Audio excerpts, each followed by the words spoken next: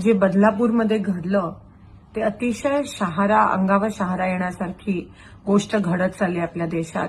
4 वर्षांच्या मुलींवर जर ह्या प्रकारचा अत्याचार होत असेल तर एक समाज म्हणून आपल्याला मान खाली करण्याची वेळ आली आहे.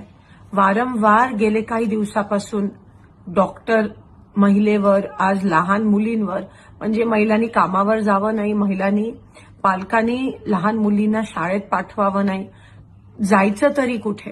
आज आपलं पुरोगामी महाराष्ट्रात जर असं घडत असेल त्याची नोंद कोणी घेत नाहीये.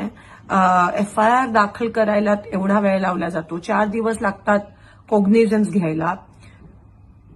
तर आज समाज, पक्ष सोडा पण समाज कुठे चाललाय. आणि मला एक सांगा, जर जेव्हा गुजरात सारख्या ठिकाणी जेव्हा काही रेपिस्ट ज्यांनी महिलांवर बलात्कार केलाय, जेव्हा त्यांचा हार